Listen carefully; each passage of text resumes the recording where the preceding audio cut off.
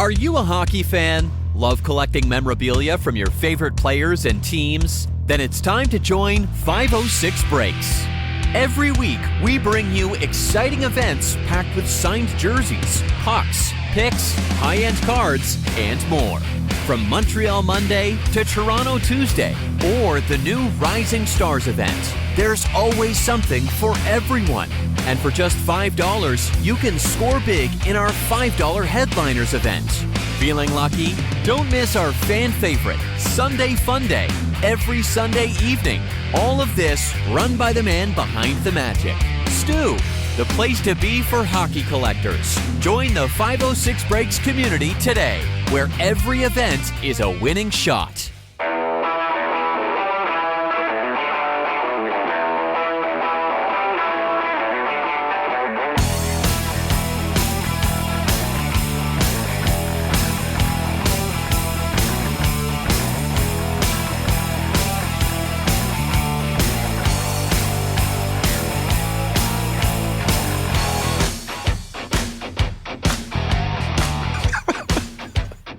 I was expecting that every other time, but not that time.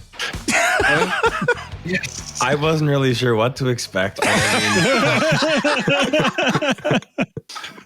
That's our way of welcoming Tanger to the podcast. Yeah, that was pretty good. We've been doing this for a few years, and we have no idea what to expect. But Andrew, welcome aboard. Thanks for joining the hockey podcast there with us. Thanks, guys. It's awesome to be here. Tyson and I have been talking now for what feels like 4 years about talking hockey like on a public forum. So this is awesome. Here we are. Finally be able to join in with you guys. Yes, sir. Yeah, so we'll get Andrew to tell everyone a little bit about himself. So Andrew, if you could pull up your LinkedIn bio and just read it, that'd be great. That hasn't been updated in quite a few years, Tyson. I might just go off the cuff if that's okay. So, mine neither, buddy. I grew up from Miramichi. Obviously a big hockey guy. That's kind of, I guess, why we're all here. Lived in Fredericton for a few years, played senior hockey, and I'm a teacher. That's really all there is to know about me. I have literally no spare time. I'm always either at the rink or the ball field. But I mean, it's great. That's why we're here. We all love the game and talking about it. There you go. Awesome. Yeah. There's always free time, like at like 9 o'clock and later. Right. So like, we get together and do this stuff at our computers in the basement when the rest of the house is pretty well gone to bed. Just like the only time for anything. Oh, God. Yeah, pretty much. Yeah. True story. Yeah. True story. So, but anyways, well, thanks for joining us. Come back, everybody. New hockey season. And new hockey season. Here we go. We were supposed to record yesterday and we weren't sure what we were going to talk about. And we postponed it a day. And then all of a sudden, Connor McDavid signs a bridge deal in his late 20s. Yeah. So it's a prove it contract. That's right. Yeah. This is where it's almost a prove it contract for the Oilers. Right? Like if I don't win here in the next 2 years, I'm going to prove it elsewhere.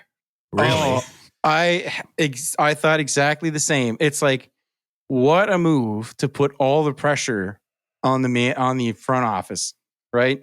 You're like, I'm going to stay at my $12.5 million, even though the cap's going way up. Yep. And I'm going to give you a 2-year extension. So really this season, and so he's got 3.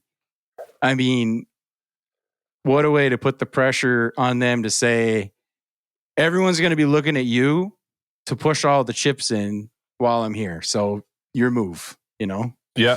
And it's genius because he comes out win-win. If they do nothing this year or next year, in his 3rd year, which would be the 2nd year of his extension, you know what I mean? He could be like, trade me. Do you know what I mean? And Oiler country can't be mad at him. Because he took a discount to stay. Yeah. He did sign the extension right before the season starts. He comes out looking like the good guy no matter what he does. 100%. Right? I don't want you worrying about it all this year. I did sign the extension. I'm there next year and the year after. But let's be real, the 3rd year, if he lets it known, like, guys, I'm not re-signing, they could be looking to trade him all stinking year. Yeah, I last think year. I was talking to a buddy of mine today who's big into some cap friendly stuff. And I mean, it's a lot of math, but this extension kind of average wise is about an $8.5 million, $9 million extension if it's this time last year. So if with where the cap's at now, the Oilers might be scary depending on what management does. If you can get the best player in the world at this percentage of your cap, I don't know how they don't go and make a run at it. Now, their goaltending, I think, probably has to take a step, and they probably have to add some on the back end. But I mean, it's Connor McDavid at $5 million less than that wild jersey behind Gary. That's a scary thought for we'll get to the that. rest of that Western Conference. Gosh, they're at a whole different end of that with that deal. I mean, I was even thinking of Draisaitl, right? Like, he just signed for $14 million, and he's probably like, yes, I too took a discount to win. Now, don't get me wrong. I mean, like, some of those deals that were signed, like, I kind of look at like the McKinnon deal too. Like, he signed at 12.6. I mean, knowing that the cap was going to go where it was, and you talk about percentage of cap more than we talk about AAV almost more now. You know, like you said, I mean, that's leaving a whole ton of space for depth. But the interesting thing with the Oilers is like I know it's like they're wondering there for a while, like, if he was going to leave. It's like, well, the team you were on went to the Stanley Cup. No other team got as close as yours did, like twice. So, you know, and they run into an insane Florida team. But I agree. You look at some of the holes, like you said, like the goaltending's always been a bit of a question. And, you know, Bouchard being your number one guy, like, you know, the defense isn't always there and stuff like that. But at the same time, it's like, well, they're already like pretty close to winning. So, and now they have what extra dollars. Yeah. Really? Yeah, for sure. So it's just a matter of what they do with it, I guess. Yeah. What goalie is possibly available right now? Well, it's the hardest thing to find, you know, like, and we're watching like Connor Hellebuck, who's considered the best goalie. Yeah. Have back-to-back playoff like disasters. You know, it's just so hard to get good goaltending. And where they're at in their build right now. I mean, McDavid's been in the league for a decade, we'll say, around. And drafting a goaltender would have been the easy thing to say when he came into the league. Let's draft a goalie and we'll develop him alongside him. But I mean, drafting a goaltender is probably the toughest thing to do in sports. Pitchers and goaltenders are the two toughest things to draft and develop in sports. So, I mean, they almost have to at this point, unless Stuart Skinner comes out and says, I'm your guy, and has a hell of a first half. They have to go out in the trade market, I think. Yeah. Unless you're Trey Savage. Did Carter Hart end up signing with Vegas? Gary, I wasn't going to say anything. This is the team that brought, you know, Evander Kane and Corey Perry. They like themselves a little. Yeah, they had no trouble accommodating the luggage. They don't seem to mind that stuff. Yeah, that's some heavy baggage there. Yeah, it's a lot, but I mean, they're gonna. I think there's gonna be a team that takes a shot at them, whether people like it or not. There's gonna be some of those guys that end up in the league, and that's just the reality of it. Yeah, that's it. They've been cleared. You know, like. It just depends which team want to take on the distraction or not. Right. And I don't want to get into I feel like you can't even get into that case without being inappropriate. But they've been cleared of charges. So they're found not guilty. It is what it is. I can think they're gross, but they've been found not guilty. So yes, you absolutely can think they're gross. I think you along with the rest of the hockey world probably thinks that. I mean, they're gross. Yeah. Yeah. But as They far were as young like, and gross, and now they're probably going to find their way back into the NHL. Yeah. It's probably the reality of it. because like it's like the same with a lot of the this type of stuff. Like we saw it go on with Kyle Beach in Chicago. Yeah. Everyone kind of had an outcry about that. And really, it just all sort of disappears. Nothing changes. Joel Quenneville is now coaching in Anaheim. You know, like it just, those investigations are done. I'm not going to lie. That one shocked me a little bit. Well, I'm surprised how soon someone took another shot at. I think it's because it's Pat Verbeek is new there. And if we know anything about Pat Verbeek, going to go out on a limb and assume he's very old school. You think? And he's probably like, I don't care about any of that. He's a good coach. He's going to come in. We got a good team. No one else wants him. He'll come in. And you know what I mean? Like, I'm sure it was that. I hear he's go ahead, Tyson. I hear he's quite the shrewd negotiator, Pat Verbeek. Yeah, it's gone really well. So far. Shove it. Yeah. But if we look back at like the history of the league, and even in the last 20 or 30 years, there's been scandals every year or two that have been big, and somebody ends up in a lawsuit or in court or in something big, and they always end up back somewhere. There's very few cases I can think of where the guys don't end up back in the league. If not, I mean, the KHL is always an option for those guys. Well, I was just going to say that's where Babcock just ended up. And who else? What's his name? Bill, Peters? Was it Peters? Yep. I think he's in the KHL too. So there's always a spot there. But yes, to your point, the dust settles. If there's no lasting any legal issues or anything, they usually end up back. But speaking of Vegas though, and maybe at the risk of someone getting inappropriate, does anyone have any thoughts on any other additions that Vegas has made?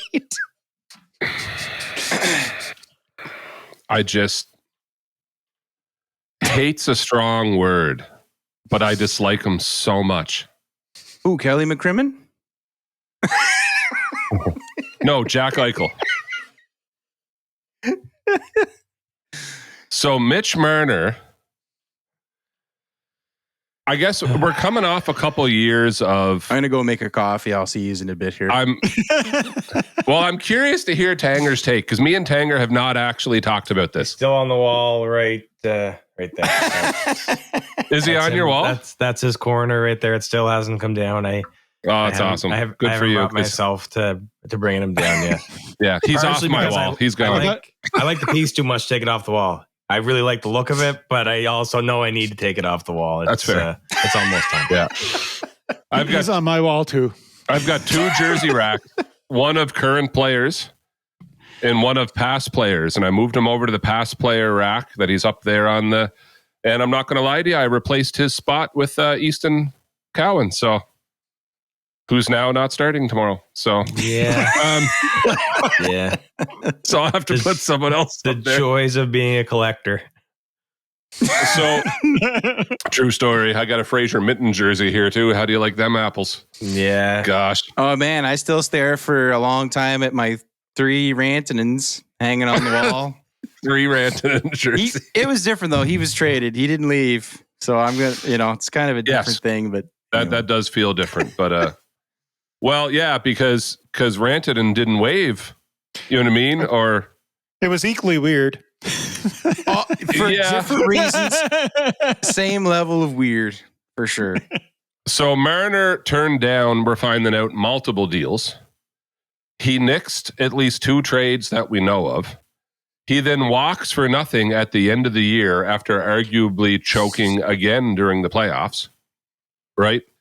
Matthews, I'd argue, looks slightly better than Marner, and turns out was hurt. Marner wasn't hurt. He just didn't play well. Then he leaves for nothing. He left. Very little fanfare yet, other than the odd Marner sucks And there was some crazy people after the playoffs because he hadn't re-signed, and then he, you know what I mean, laid an egg in the playoffs. Then he leaves, and I was actually surprised at how many people didn't say anything when he left. Then he does this like super poor sport interview about how unsafe he felt and how it was playing in Toronto, and he felt unsafe and blah, blah, blah, blah, blah. And my in-laws' address, and they're texting me that people are saying this. Meantime, Nylander takes the subway to work. So I'm not quite sure how unsafe it really is at downtown Toronto. He signs for like max dollars in Vegas. And then to compare that, McDavid takes less, Crosby took less, McKinnon took less. Tavares signed for $4.5 million after scoring 38 goals. This guy leaves town and maxes out and makes sure his hometown team doesn't get anything on the way out. Good riddance. Good riddance. That's selfish. All those other players I just named you took less. McDavid took less. That's not his hometown team. It's not like he took less to play on his childhood team. He's just loyal to the team that brought him into the league. He's their captain, and he took less money. You know, when you lay it out like that, I wonder if all the agents are getting together and saying, like, we've got a crisis here. None of our clients want to make any money. I'm working on percentage, and they're all taking less money.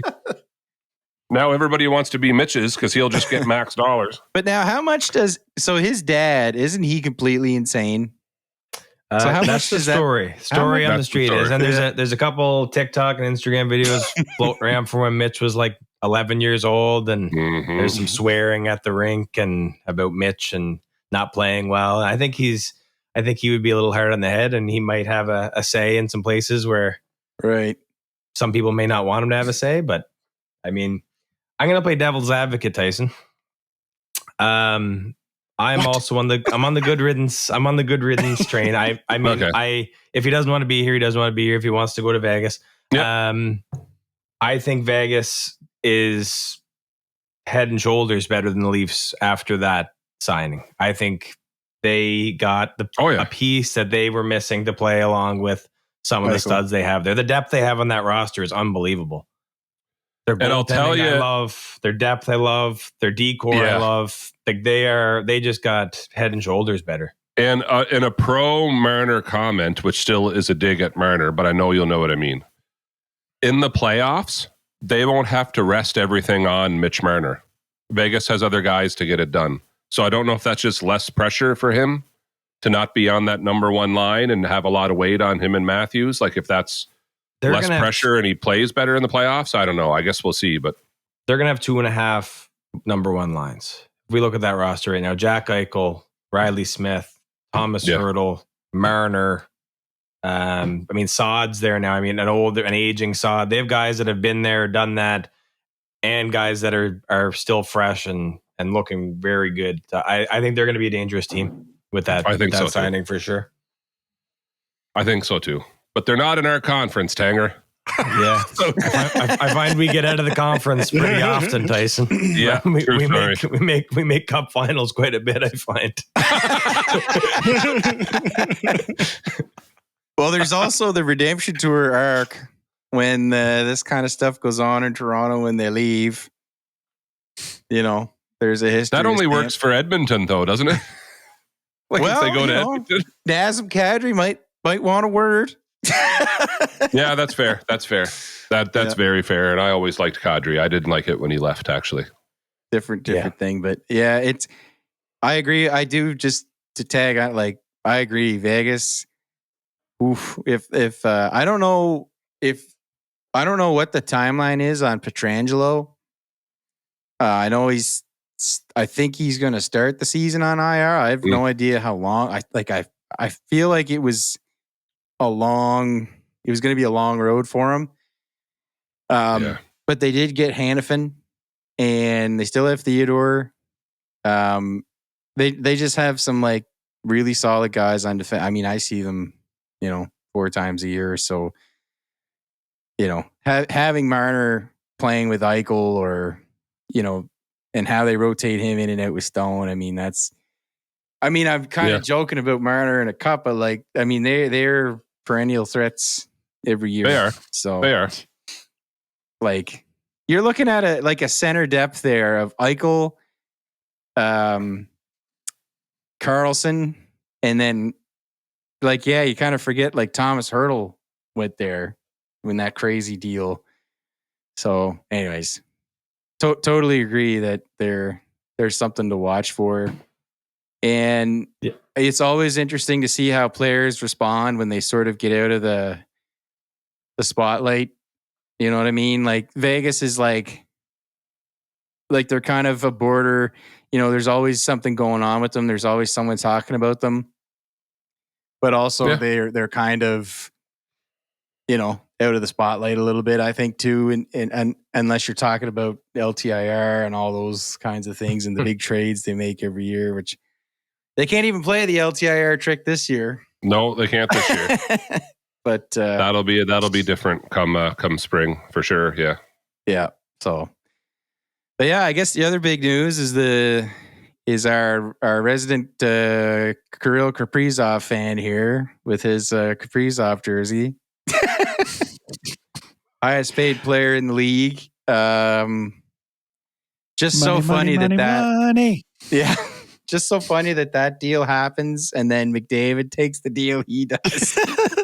And like, it's just wild to me. Who's the other player that was like so excited when Kaprizov signed, and then when McDavid signed today, they were like, "Oh, oh, I don't know, Probably have to be Eichel." Well, probably.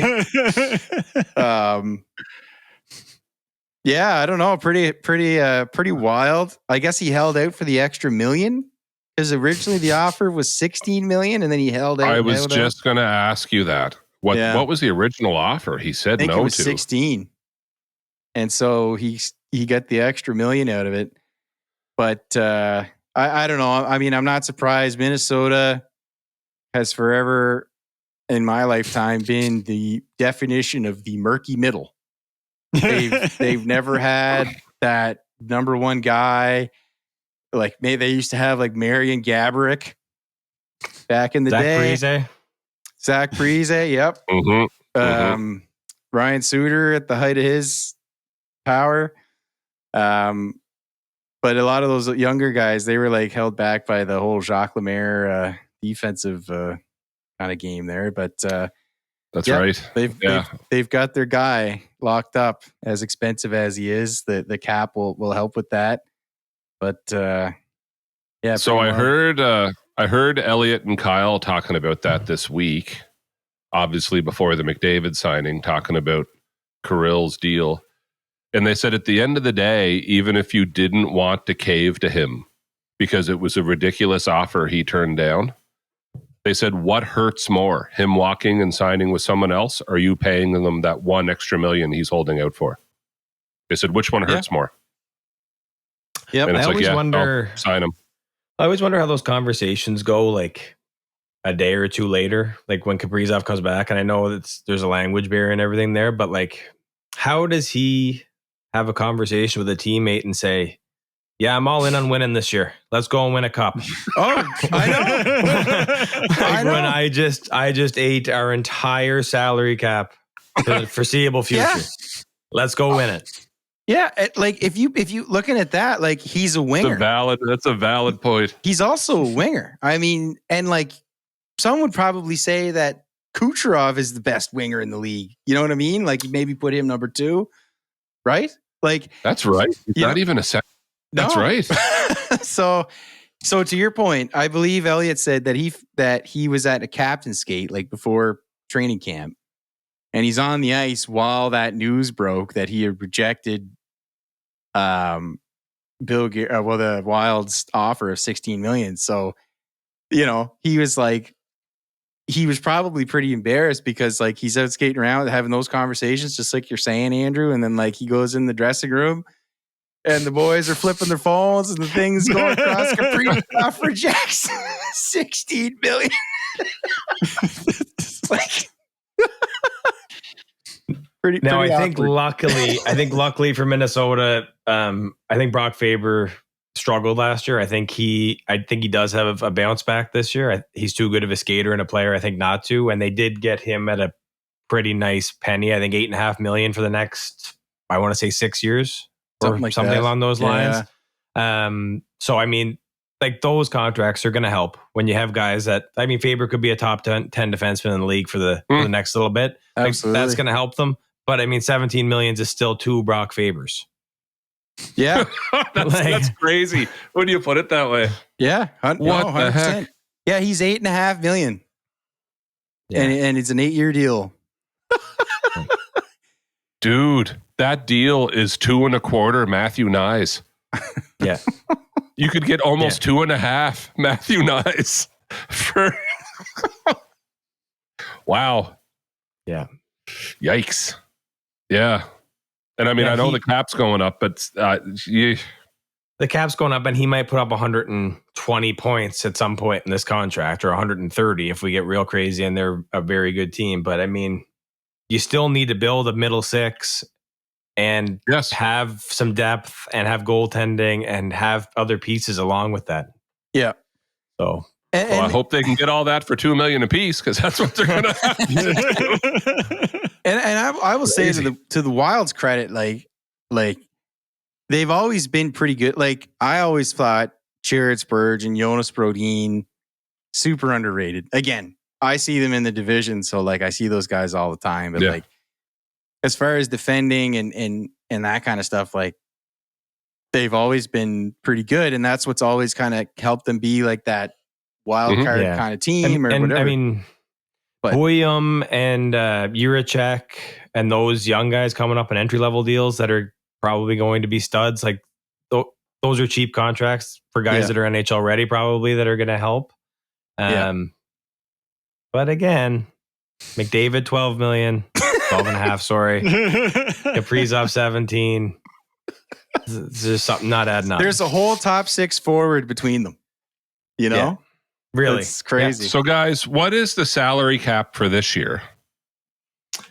Exact number? 90. Is it 96? 4, isn't it? Or is that next year? 95.5. Yeah, I was going to say.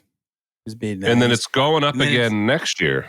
But it's jump. Yeah, so to your point, Gary, it jumps by like 6 or 7. It's like 104 next year and 113 the year after. So, I mean, the Wild are considering that 5 years from now, where will the cap be?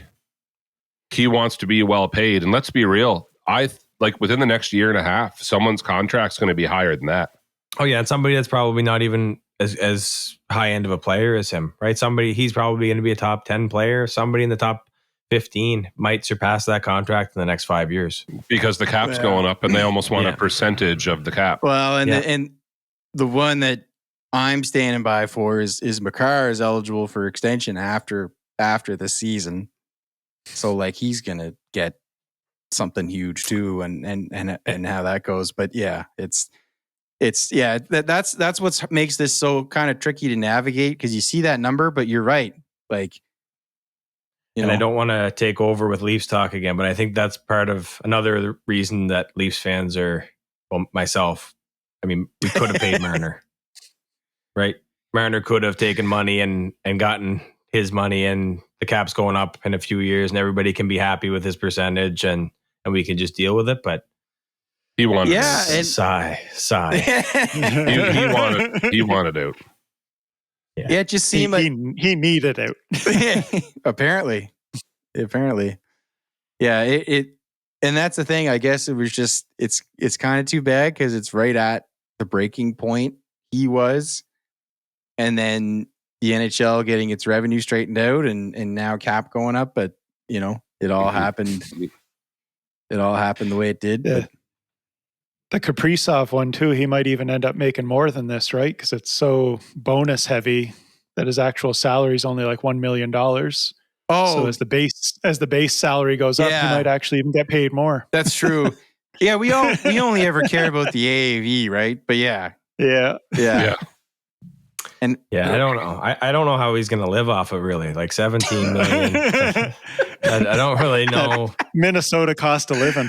I understand. Like guys can't take 12.5 million, because how could you ever not live off the extra $4.5 million American dollars? You know what he could do? He could just pay another player himself and they play for free, but he pays them. That's a move. There must be something. I know the NHL CBA has a lot of flaws in it, but that one has to be covered somewhere. I'm sure it does. Oh, gosh. I wonder he didn't walk and go to Dallas or something tax-free. Okay. I'm good with Dallas. All right. I'm done. I just want a normal year. All right. The boys got Landeskog back. The Chushkin's figured out. We get the full lineup. Everybody's fairly healthy starting the year. I just want a normal year.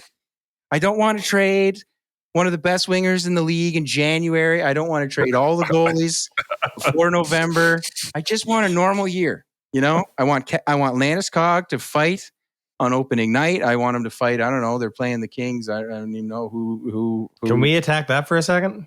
What are our thoughts on Landeskog this year? What are, Jared, your prediction for Landeskog's kind of full comeback season?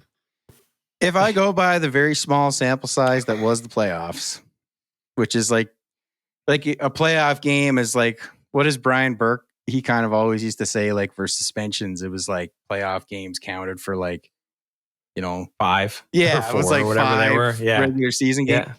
So if I kind of extrapolate that, I think he's just going to pick up right where he left off. Like if he scored 30 goals this year and had 80 points, I don't even. I think that'd be huge. Yeah, it would be. It would be. I wouldn't be surprised. I mean, I don't know. He's like. I wouldn't be either, but it's funny, Jeremy, because I was going to say, like, would you not be ecstatic with 20, 25 goals and 70, 75 points? And then you said like 30 and 80. Like he's. Yeah. For a guy that's missed that much time, I can't believe how good he looked. Yeah, exactly. So, like he had, I forget, like he had 5 points in 3 games and when he came back and was like a big part, of that, of what they were able to do before rant. Anyway, I don't want to talk about it, but yeah. No, I do. I think he's going to have a good year. It really seems to me that he's just going to pick up right where he left off, which is insanely impressive considering the time that he's missed. So yeah, it's pretty crazy when you think about it. Yep, based on what I've seen. And his game too, right? Like it's net front. It's all the stuff they've been missing since they won in 22. Well, the stuff he's good at. Yeah, he goes and and like pucks. You need somebody to go get pucks. 100%. And like just be a bull in front of the net. They haven't had that, and I'm pumped. I'm excited. So I'm going to make you do this, and then we got to thank our sponsors and say goodnight and all that stuff. But Jeremy, what is your prediction before the puck's even been dropped for the Stanley Cup final? What 2 teams are you taking?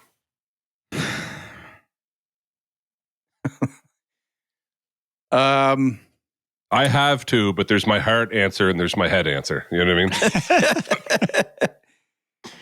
Yeah, well, okay. I think the East is kind of wide open.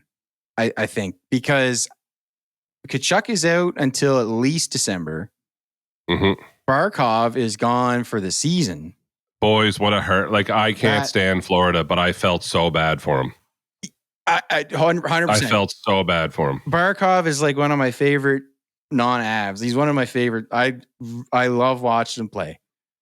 However, Florida now, they had 2 really good years. They're starting to see what Stanley Cup perennial Stanley Cup final teams are dealing with. Right? They deal with this stuff. Like So to me, the East is like pretty wide open.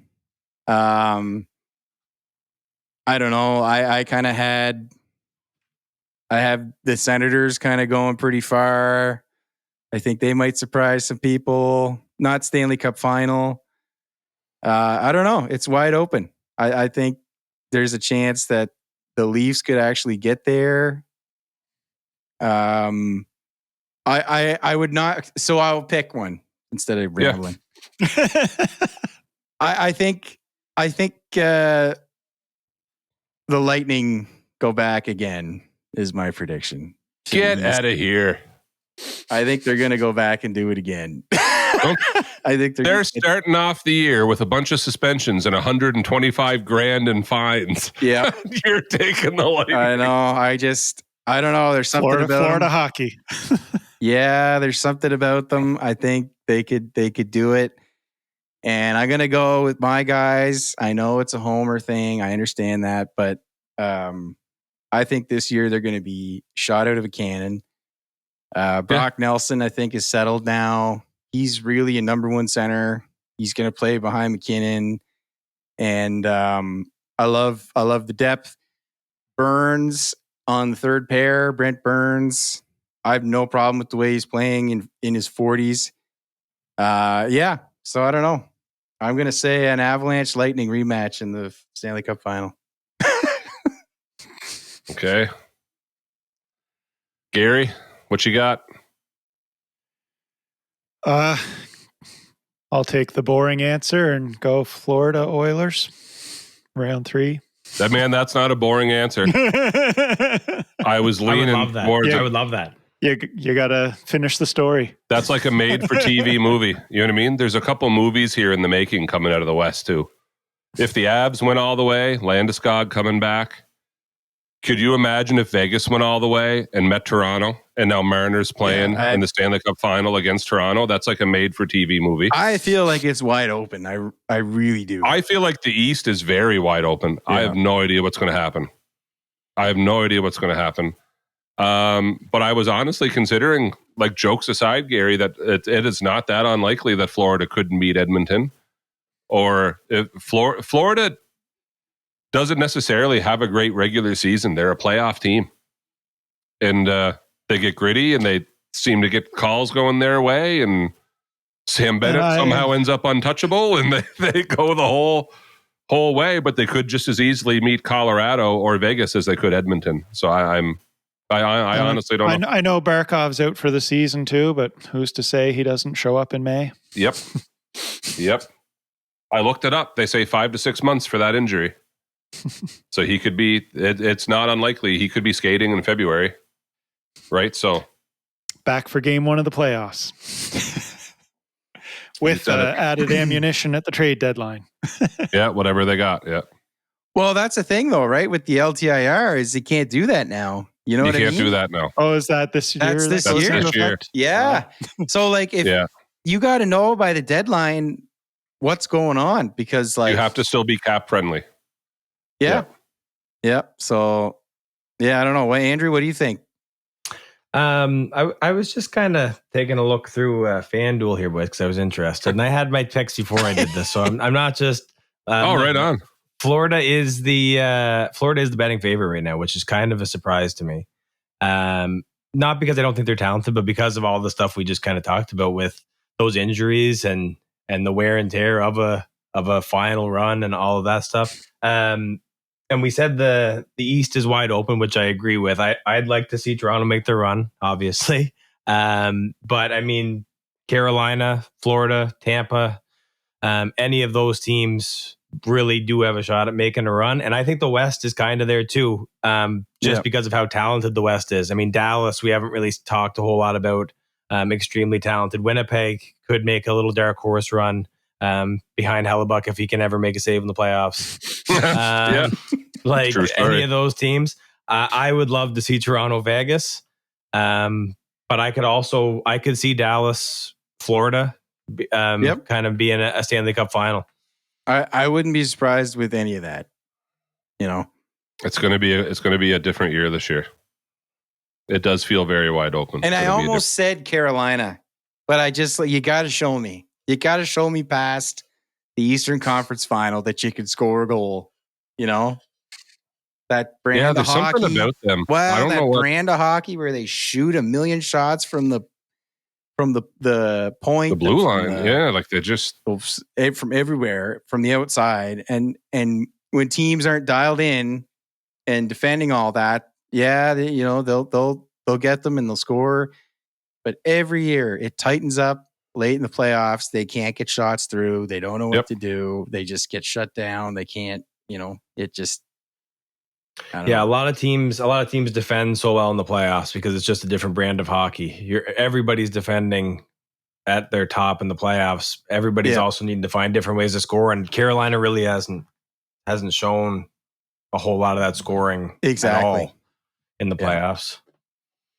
So, but yeah, so we really all just kind of said, well, it could be anybody. Dallas, Florida for me. I'm going Dallas, Florida. Yeah. I'll go Toronto, Vegas. I'll do it. I'll say it. Okay. Oh, we got 3 different ones or 4 different ones. I like that. But I'm going to second Gary's, but just to be different, I'll go Toronto, Vegas. It would be because I really could see that again, but that would be insane to see. Yes. Yeah. It would be insane. So. Cool. All right, fellas. Please rage comment in the comments about how dumb everything about that was, and that'd be great. Yep. So special thanks again to 506 Breaks. If you're looking for a jersey or slab cards or pucks or pitchers, Stu has Sunday Fun Day and Montreal Mondays and Toronto Tuesday, and he does Headliner Thursday sometimes. I know he's got a mystery Leafs jersey up this week that he won't tell anybody what it is, so $5 a spot. I'll probably have to get in on that. I hope it's Marner. Oh, gosh. Stu's a Habs fan, too, but I don't know if he would do that to anybody. All right, guys. So this is new up on RSS, so it'll be on Apple and Spotify soon. So please like and subscribe to this podcast and leave a review, please. It would actually really help us out. So thanks for listening. See ya. Yeah.